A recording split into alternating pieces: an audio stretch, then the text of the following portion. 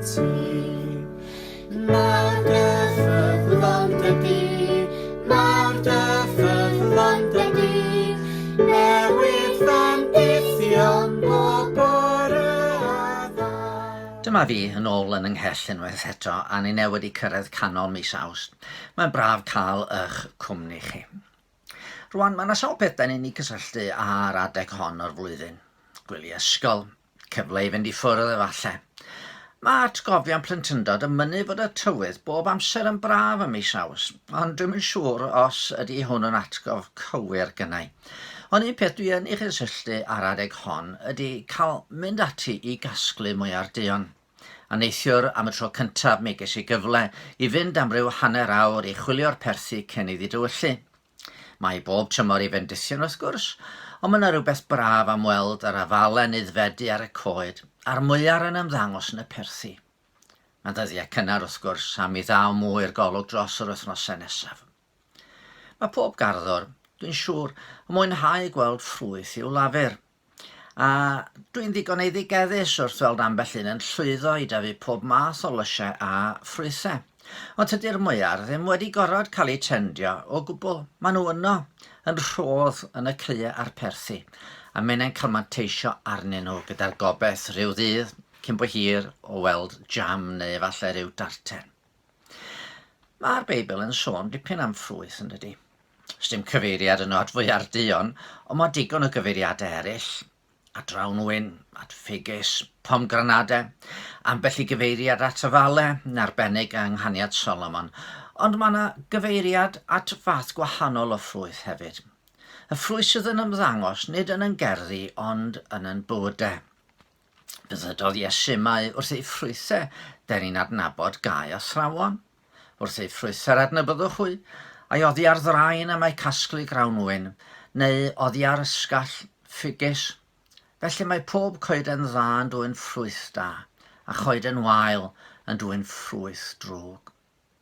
Wrth i Myfyrdoddiwr daranu yn erbyn pechodau oes, a phobl yn cael eu herio eu hargyhoeddi, fe ddydodd wrthyn nhw, dygwch ffrwythau gan hynny a fydd yn deilwng o'ch edifeirwch. Ac un o'r cyfeiriadau mwyaf amlwg a mwyaf heriol ydy'r rhestr honno, y cyfeiriodd Paul ati yn ei lythyr at eglwys y Galatiad. A mae gweithredoedd y cnawd yn amlwg meddai, sef peteindra, amhyrdeb, anlladrwydd, eilynyddoliaeth, dewiniaeth, cweryla, cynnen, eiddigedd, lludio, ymgyprus, rhwygo, ymbleidio, cenfigeni, meddwi, cyfeddach a phethau tebyg. Rwyf yn echrybuddio fel y gwneithim o'r blaen. Ni chaiff y rhai sy'n gwneud y fath bethau etifeddu teyrnas Dduw.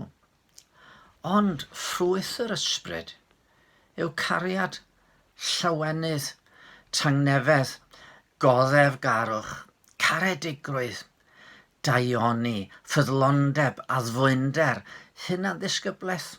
Nid oes cyfraith yn erbyn rhenweddau fel y rhain. Ydych chi sylwi fanna? Ar y gwahaniaeth mae'r apostol yn ei wneud. Mae yna weithredoedd y cnawd. Y pethau sydd efallai'n dod yn naturiol i ni, fel ag mae chwyn yn tyfu yn naturiol yn yr ardd heb i neb i dendio. Ond mae'r nodweddion cadarnhaol yn ffrwyth. Ffrwyth yr ysbryd. A'r ffrwyth hwnnw'n fwy sylfaenol na gweithredoedd. Mae'n gymeriad. Cymeriad tebyg i Grist, calon wedi i moldio ar lun a delw yr arglwydd Iesu Grist. I ddwyn ffrwyth hwn, rhaid i'r garddwr tragwyddol, Dyw'r ysbryd glân i blannu, i dendio a'i feithrin ynon.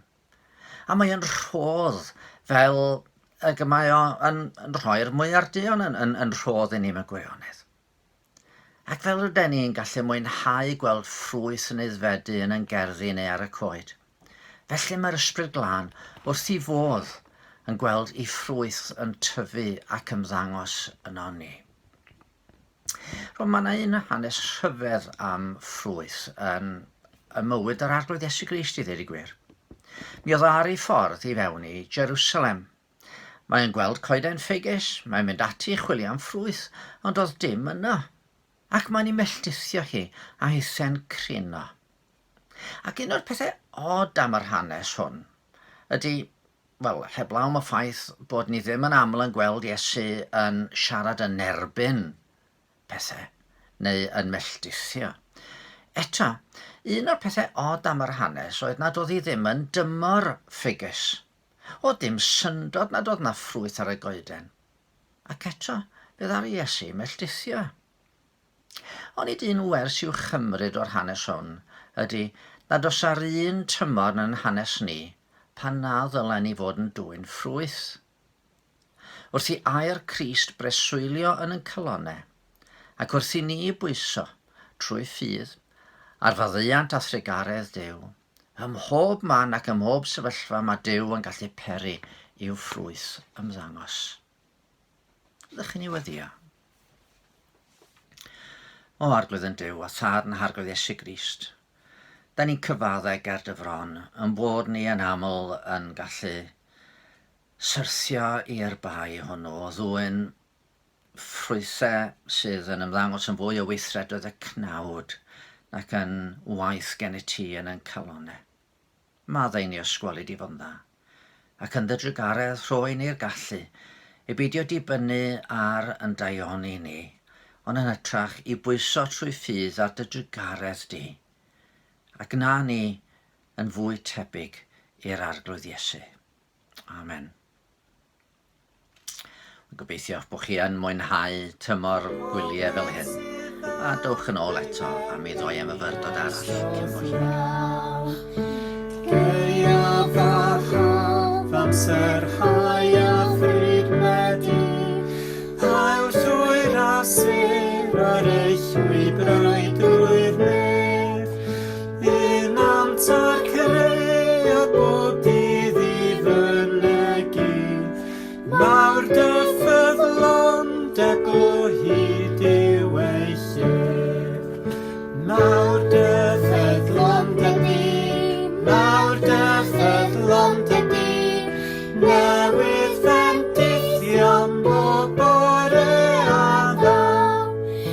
Mawr dy ffyddlond ydi mi yn fy angen, pob peth sydd fawr fel erbyniau stodd law. Pardwn am bechod tangnefedd i'r galon, bendydd dy gwmni'n harwain bob dydd. Gryfderwyd heddiw a gobaith y fory, bendithion lu ar fy